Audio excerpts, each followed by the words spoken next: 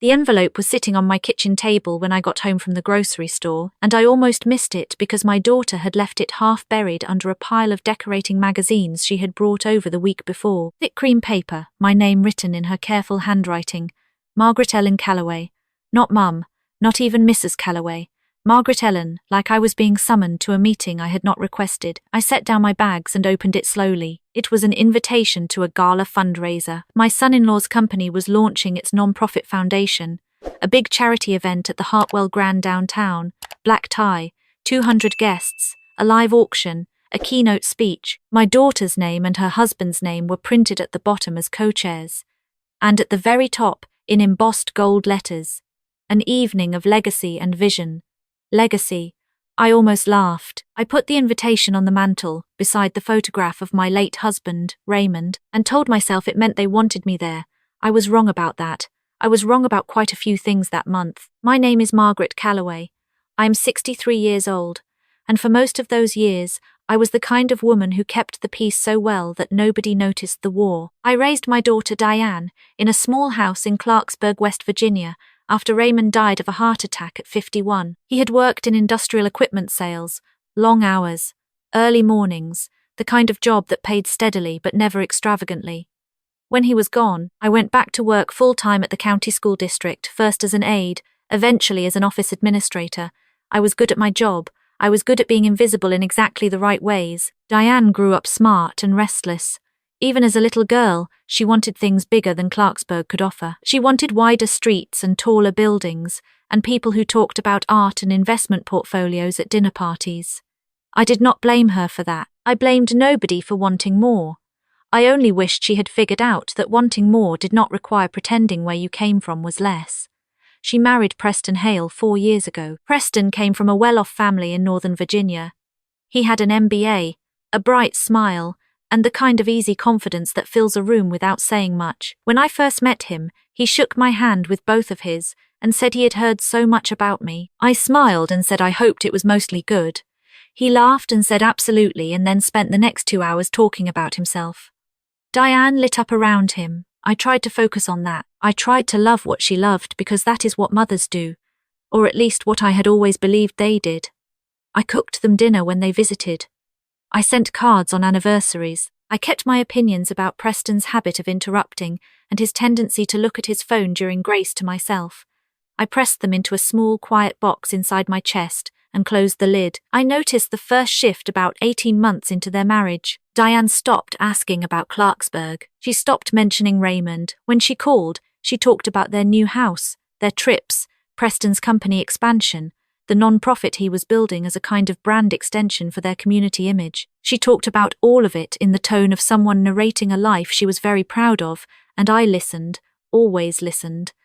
Then the small exclusions began. I was not invited to their housewarming because, as Diane explained, it was really just a business event for Preston's professional contact. I was not included in their Christmas photo because, she said gently, they were going for a more streamlined aesthetic that year. When I drove 4 hours to surprise her on her birthday, she met me at the door with a look I had never seen on her face before. Not happy surprise. Managed surprise. The look of someone calculating how to handle an unexpected variable. She hugged me. She said of course I could come in. She made tea. But something was different. Something in the angle of her shoulders, the careful way she chose her words, the way she glanced toward Preston when he came into the kitchen, and how he paused just briefly before producing his smile. I drove home that evening and sat in my driveway for 20 minutes before going inside. The gala was 6 weeks away when my niece Carol called me. Carol is my older sister Ruth's youngest daughter, 37, sharp as a tack, works in corporate communications in Charlotte.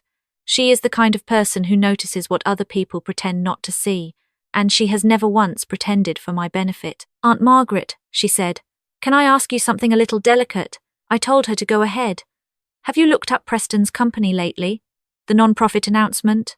I said I had not. She was quiet for a moment. There's a donor profile piece in a regional business magazine. They interviewed Preston and Diane about the foundation. There's a whole section about their family story. Preston talks about Diane coming from humble roots, overcoming a difficult background, being shaped by hardship into a woman of character.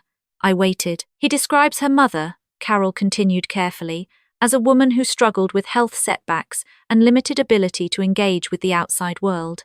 I set down my coffee cup. "You're not sick, Aunt Margaret?" "No," I said, "I am not." There was silence on the line. Then Carol said, "I think they're using your absence as part of a story about Diane rising above difficulty. If you show up healthy and sharp and normal, it complicates the narrative." I thanked her, hung up, and went to the computer. I found the article in 11 minutes.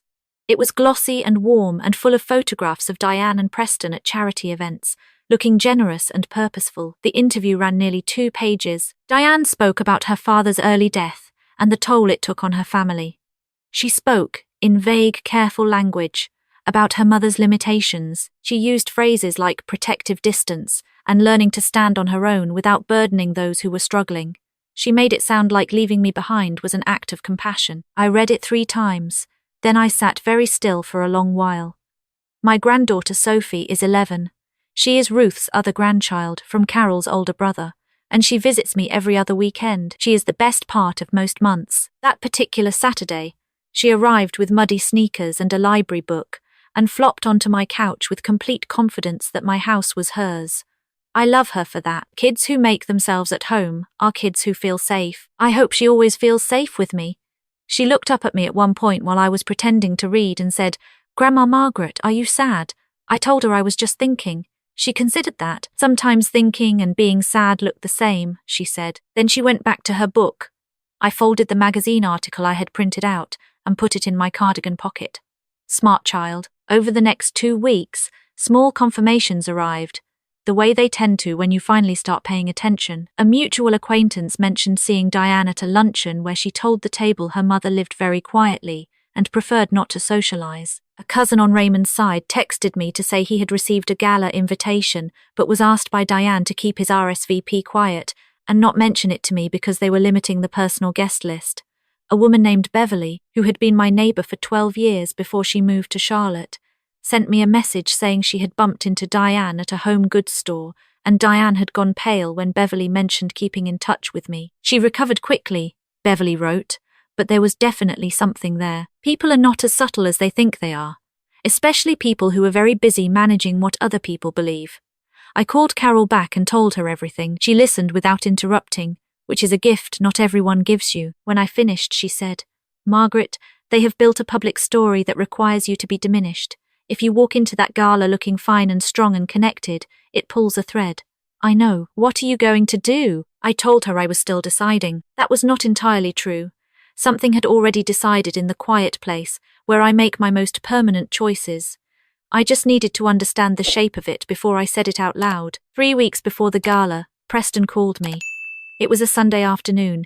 He was warm and smooth as always, the kind of warm that feels like a ceiling, not an opening. He said he and Diane were so glad I had received the invitation, and they hoped the event would feel special, a chance to see all of them doing meaningful work in the community. Then he said, very gently, that they had designed the evening to feel intimate and curated, and that they hoped I understood it would be a different kind of evening than I might be used to. Lots of donors, formal programming, not really a family gathering type of atmosphere. "Not really a family gathering type," I repeated back to him. He kept going. He said he knew social events could be tiring, especially as we get older, and that they would completely understand if I decided the drive was too much and preferred to celebrate with Diane privately another time. There it was, the soft decline, gift-wrapped in concern. I said, "Preston, thank you for calling. I'll be there." A pause. "Of course," he said, "we can't wait." I could hear in his voice that he did not believe me. People who have written you off rarely factor in the possibility that you have read the whole chapter. Carol drove up from Charlotte the Thursday before the gala. She arrived with an overnight bag and 2 bottles of good wine and the focused energy of a woman who had cleared her schedule to help someone she loved go into something difficult. We sat at my kitchen table after dinner with the magazine article and my notes and Carol's laptop, and we went through everything methodically. There was the article describing me as limited and withdrawn. There was the donor profile on Preston's company website, which listed the foundation's origin story and included a mention of Diane's resilient upbringing without a functioning support system. There was my own memory of the conversation with Preston, recorded nothing, unfortunately, but fresh and clear. And there was the gala program Carol had pulled up online, the evening schedule, the planned remarks, the donor recognition sequence. Preston is speaking, Carol said. So is Diane. There's a tribute to founding donors and then a live auction, and then remarks from what they're calling community pillars. Community pillars, I said. She scrolled. And look at this. There's a section here about Diane's personal journey of self-reliance. It's framed as inspiration for the Foundation's mission. I took the laptop and read it myself. It was well written and moving and almost entirely fictional in the parts that involved me. Diane had constructed an origin story where she had effectively raised herself, shaped by absence and struggle, and had channeled that lonely strength into building something for others. I was the absence, I was the struggle, I was the negative space in her self-made portrait. I closed the laptop. What are you thinking? Carol said. I'm thinking she forgot that the negative space is still a shape. Carol looked at me for a moment. Then she said, Okay, let's get you ready. We drove down to the Hartwell Grand on Saturday evening.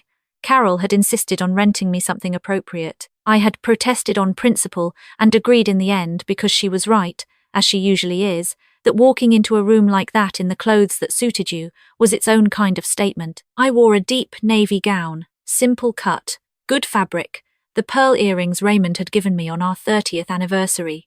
Carol wore black and looked formidable. The lobby of the Hartwell Grand was exactly the kind of place designed to make certain people feel welcome and others feel underdressed and out of place. Crystal fixtures, soft orchestral music drifting from the ballroom, women in silk and men in tuxedos collecting their name badges from a long registration table draped in the Foundation's brand colours, gold and white, of course.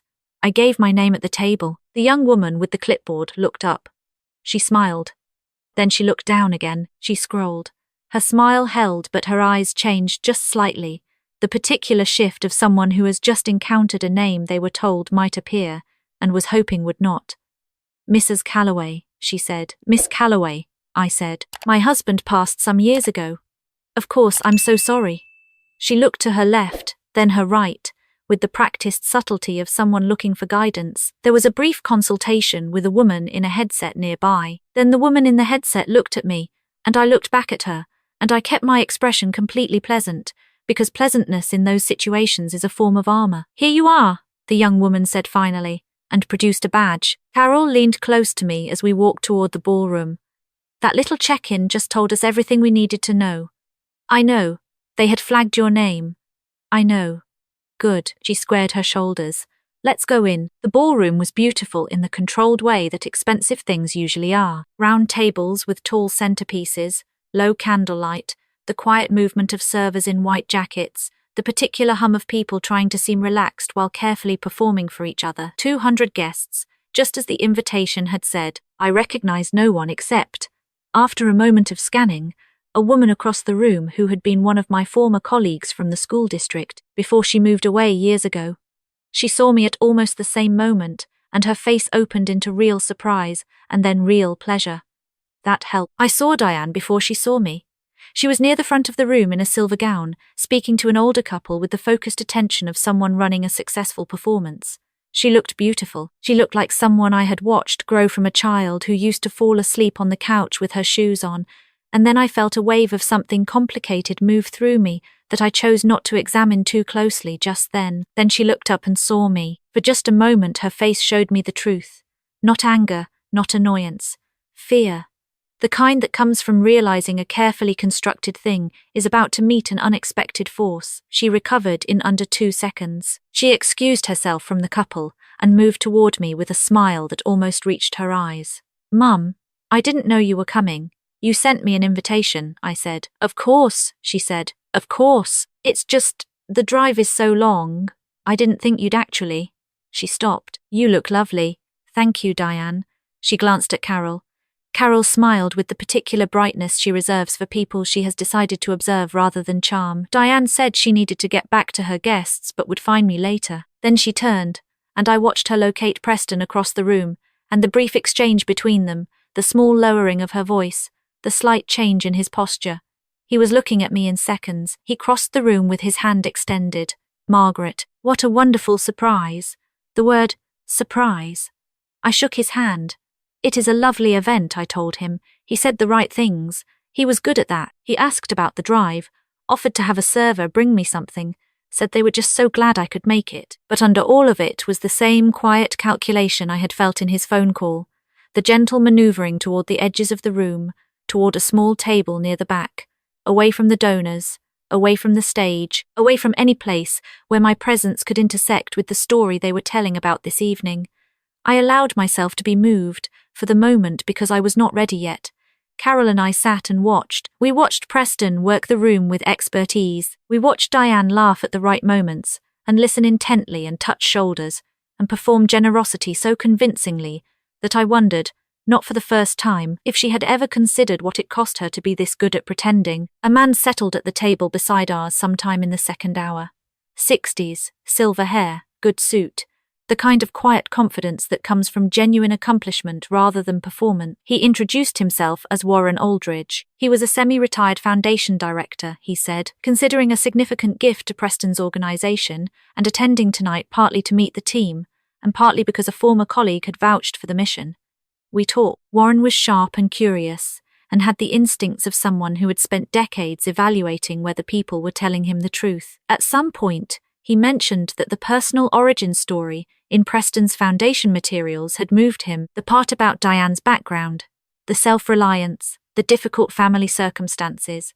I said nothing immediately. He said, "It takes real character to build something like this out of that kind of start." I looked at the tablecloth for a moment, then I looked at him. "Mr. Aldridge," I said, "I am Diane's mother." He blinked. "I am 63 years old. I am in good health. For 22 years, I worked in public school administration in Clarksburg. I raised Diane after her father died, and I was not absent, and I was not struggling in the ways that have been described in their materials. I am telling you this, not to embarrass anyone, but because you are considering placing your trust and your resources in an organization, and you deserve to know whether the stories it tells about itself are true." The table was very quiet. Warren Aldridge looked at me for a long moment. Then he said, "Why are you here tonight, Miss Calloway?" "Because I was invited," I said, "and because silence feeds the lie." He was quiet again. He had a particular stillness about him, the kind I had seen in people who could separate signal from noise. Then he said, "The article mentioned your health limitations." "I have no health limitations. It mentioned you preferred to remain at home and limit outside contact." I drove 4 hours tonight in heels. Something shifted in his face. Not quite a smile.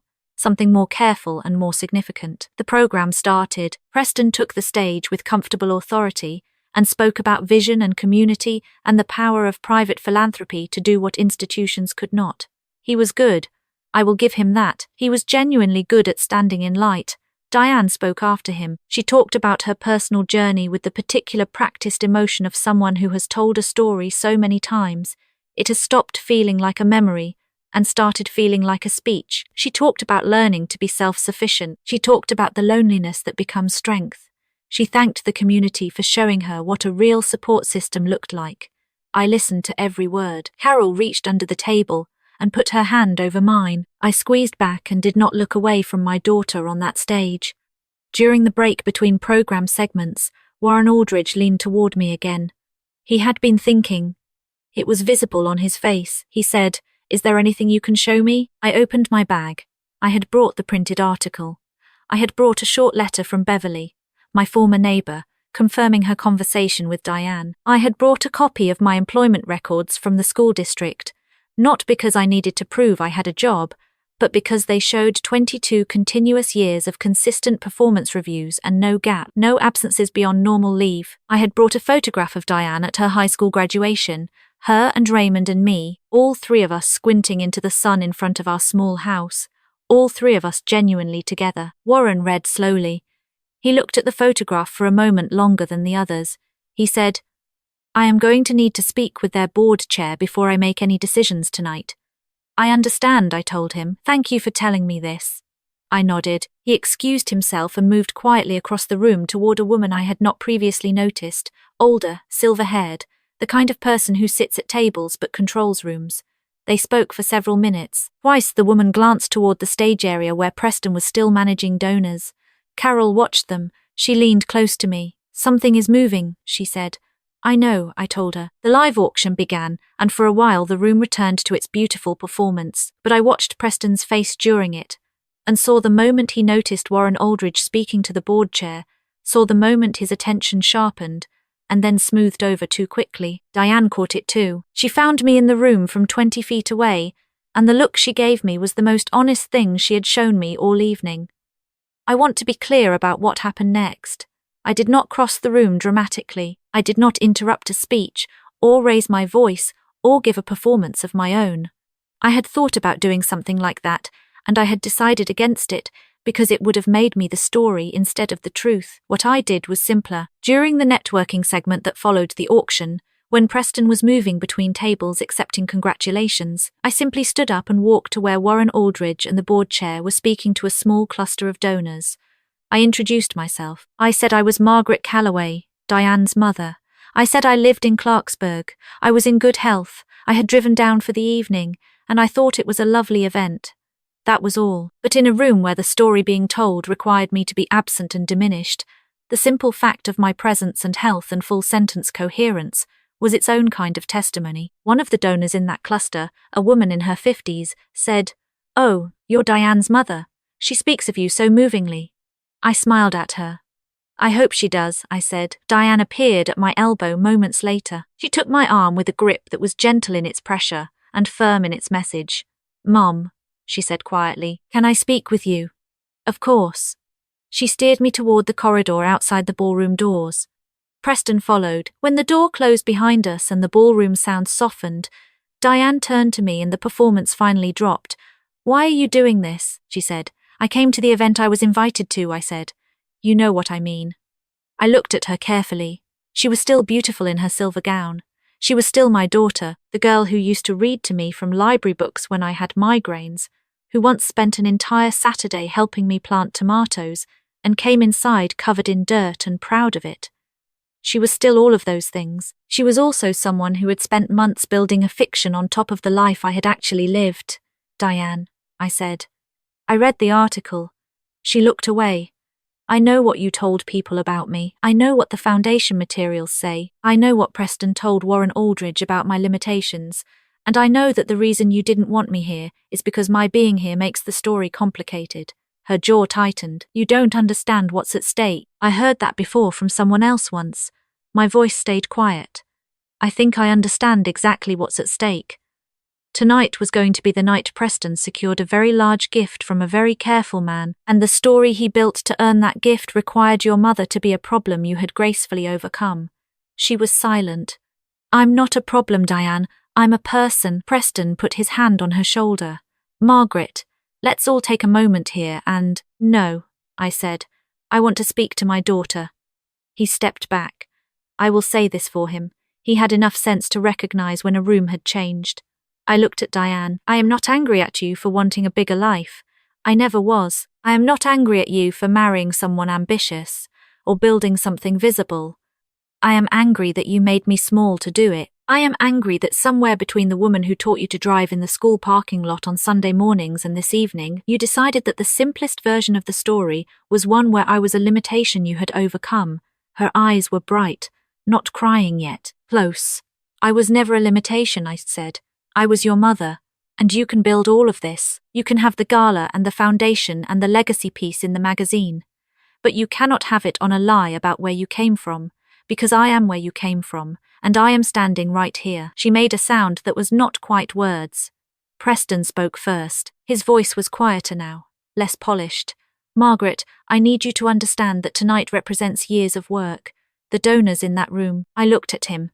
"I understand what's in that room. What I want you to understand is that I told Warren Aldridge the truth about who I am. I didn't attack you. I didn't make a scene. I simply existed accurately, which is all I have ever done. What people do with that is their own business." He stared at me. The door opened. Carol leaned out. "Aldridge is looking for you both," she said. Her voice was careful. Preston went rigid. Diane put her hand to her mouth. They went back inside. I waited in the corridor for one long moment, and breathed in the quiet, and the low light, and the distant sound of music starting up again. Carol appeared beside me. She didn't touch me this time, she just stood close. "You okay?" she said. "Getting there," I told her. "He's pulling the gift," she said. "Aldridge. I just heard him tell the board chair he needs more time for due diligence." I nodded. That's probably a lot of money, she said. Yes. She looked at me sideways. Do you feel bad? I thought about that question honestly. The way I try to think about hard things. I felt a great deal in that corridor. Sadness for what had broken between my daughter and me. Grief for the version of her I missed. The smaller, quieter Diane who had not yet decided that being known was the same as being weak. I felt the particular exhaustion of finally saying a true thing, after a long time of not saying it. And underneath all of that, quieter and more durable than any of it, something that felt like solid ground. Not bad, I told Carol. I feel like myself. We went back inside for the remainder of the evening. I ate the dinner, and I spoke to the former colleague who had been so glad to see me, and I accepted a glass of champagne during the closing toast, and I listened to Preston thank the room for their generosity with the same composed warmth he had shown all evening, though something behind his eyes had shifted in the way things do when a room has heard a different story than the one being told. Diane did not speak to me again that night. I did not expect her to. The drive back to Clarksburg was long and quiet in the way that feels like rest rather than emptiness. Carol drove and I sat in the passenger seat watching the highway lights and not saying very much, and neither did she, which is one of the things I love most about her. She said once, about an hour in, "You didn't go there to destroy anything." "No," I said. "You went there to exist." "I went there because I was invited," I told her, "and because I got tired of making myself smaller so other people could pretend they built themselves from nothing." She nodded once and drove. The weeks that followed were not easy. Preston's foundation moved forward without Warren Aldridge's gift, at least for the time being. The board chair sent a quiet inquiry to the organization, requesting clarification on several materials. I heard this through Carol, who heard it through someone in her professional network. I do not know the outcome. That was never really the point. Diane called me 3 weeks later. She called in the evening, which is when she always called when she had something hard to say. She did not apologize, not exactly, not in the direct, clear way I might have hoped for. But she said she had been thinking. She said she had read some things about how we construct stories to survive difficult experiences, and sometimes those stories do damage to the real people in them. She said she did not know how to fix what had been said publicly, and she was trying to figure that out. She said she missed talking to me the old way, the way we used to talk before things got so carefully managed. I listened to all of it. Then I said, "I am right here, Diane. I have been right here the whole time." She cried then, quietly, in the way she has always cried, like she is trying not to let it take up too much room. "We are not fixed. That is the truth, and I am not interested in offering a tidier ending than the one that is real. Healing between a mother and a daughter who have hurt each other is slow and imprecise, and does not follow a clean arc. But we are talking. That is something. That is more than I had before I walked into that ballroom in my navy gown and my pearl earrings, and refused to be the absence in her story. Raymond would have found the whole thing both heartbreaking and slightly absurd, which is how he tended to find most things worth caring about. I like to think he would have approved of the pearls. I think about what I want people to take from this, and the simplest version of it is this. You do not have to be dramatic to be powerful. You do not have to raise your voice. You do not have to perform your pain, or your strength, or your rightness. Sometimes the most radical thing a woman can do is show up, be fully herself, and refuse to disappear just because someone else's story requires it. I am 63 years old. I am in good health. I drove 4 hours in heels. And I am still here. Now tell me in the comments, did I do the right thing by going to that gala? Or should I have confronted my daughter privately first? And if this story stayed with you, subscribe, because I believe the truth deserves a room with good lighting.